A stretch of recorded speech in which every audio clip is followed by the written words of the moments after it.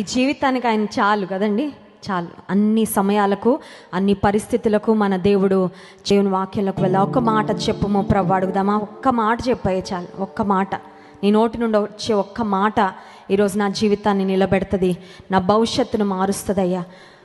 ఒక మాట చెప్పుము ప్రభువా,